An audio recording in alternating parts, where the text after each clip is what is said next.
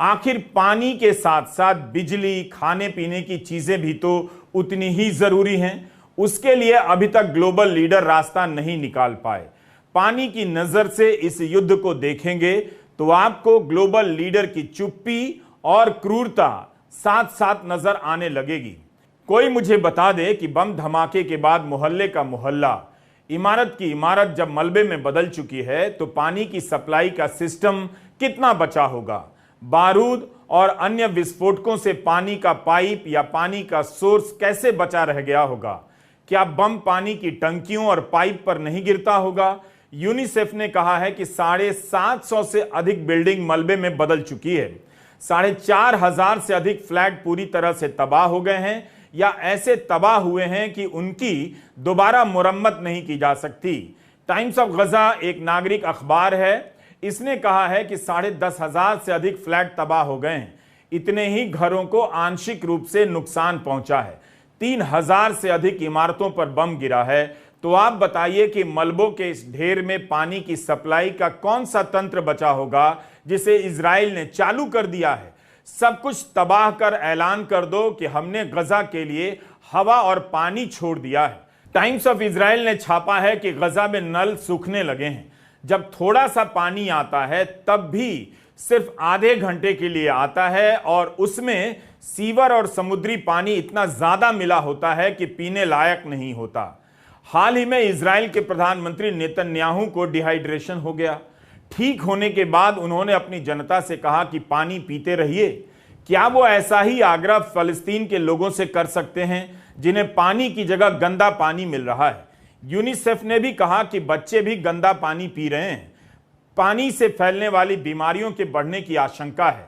सड़कों पर कूड़ा करकट इकट्ठा हो जाने के कारण भी बीमारी का खतरा बढ़ने लगा है। उत्तरी गजा में सबसे अधिक बमबारी हो रही है।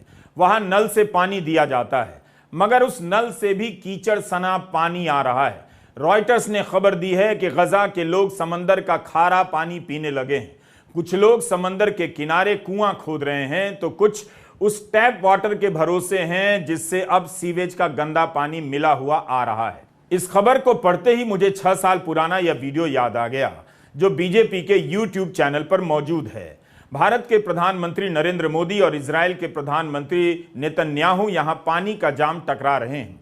उसी जमीन के एक हिस्से के लोग समंदर का खारा और गंदा पानी इन दिनों पी रहे हैं। जिस जमीन से लगे समंदर के पानी को साफ कर पानी का जाम पेश किया जा रहा है। पानी को लेकर एक खबर यहां देना चाहता हूं। अल शिफा अस्पताल का स्टाफ अपने शरीर में पानी की मात्रा बनाए रखने के लिए आईवी बैग से पीने के लिए मजबूर है। जो पानी मरीज को चढ़ाया जाता है उससे डॉक्टर प्यास बुझा रहे हैं। प्रधानमंत्री मोदी ने अपनी वेबसाइट पर लिखा है कि इस अवसर पर इजराइल के पीएम नेतन्याहू भी प्रधानमंत्री के साथ मौजूद थे। गल मोबाइल समुद्र के पानी को साफ करने वाला एक एकीकृत वाहन है जो साफ एवं स्वच्छ पेयजल के लिए डिजाइन किया गया है।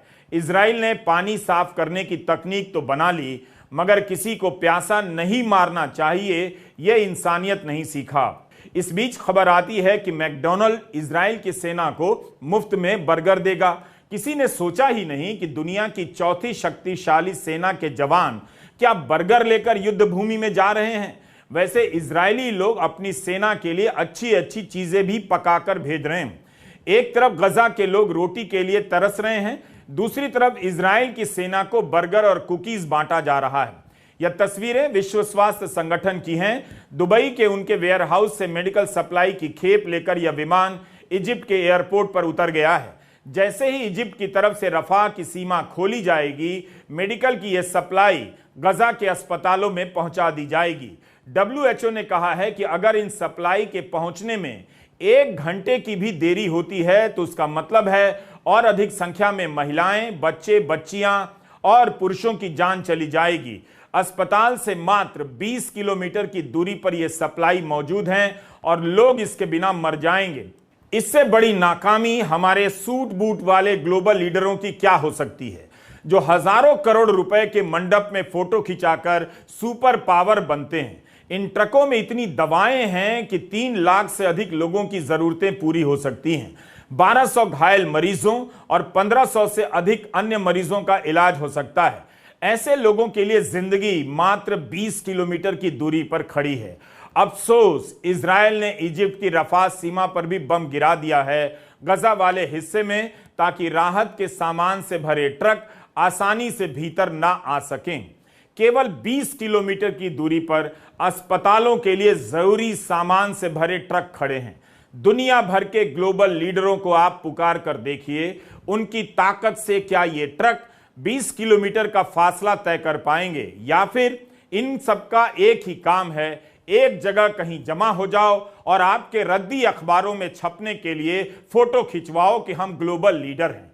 WHO हाहाकारी अंदाज में चेतावनी दे रहा है कि अस्पतालों के पास समय बहुत कम है, लोग अस्पताल के भीतर तड़प कर मर जाएंगे। इसके बाद भी ना इजिप्ट, ना इजराइल, ना अमेरिका किसी का ईमान डोल रहा है, किसी का प्रयास काम नहीं आ रहा। उधर अल शिफा अस्पताल ने कहा है कि संक्रमण रोग फैलने का खतरा है, शौचालय के लिए पानी नहीं है।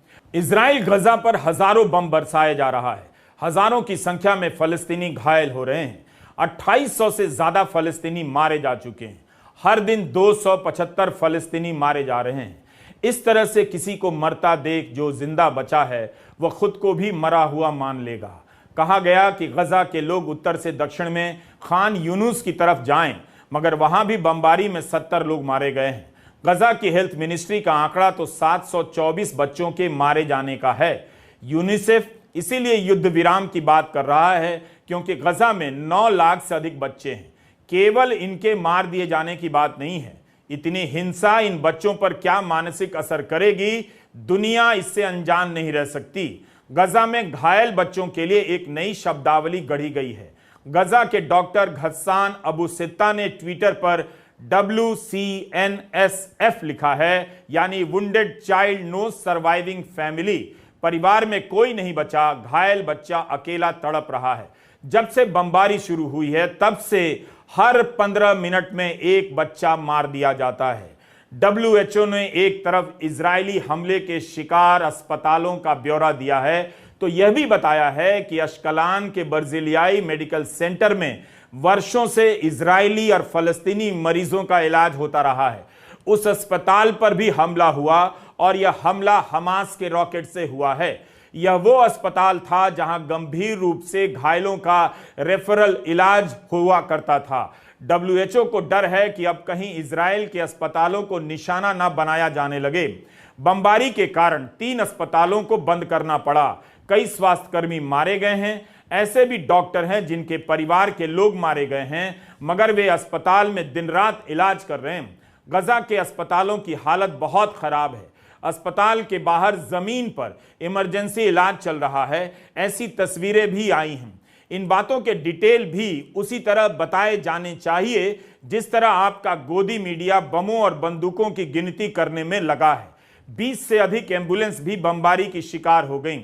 WHO ने बताया कि 3 अस्पताल तो इस कदर क्षतिग्रस्त हुए हैं कि अब काम नहीं कर रहे।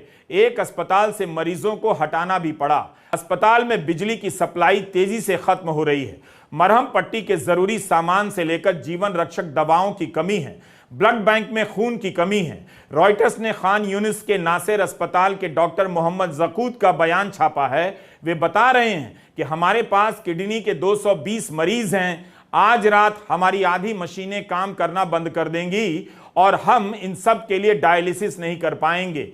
इस अस्पताल के बारे में अल जजीरा ने लिखा है कि हर मिनट यहां एक मरीज आ रहा है। फलस्तीनी स्वास्थ्य मंत्रालय ने कह दिया है कि अगर अस्पतालों का काम करना बंद हो गया तो सारी दुनिया पर इसकी नैतिक जिम्मेदारी होगी। क्या इन खबरों को सुनना इतना आसान है? हम भी समझते हैं कि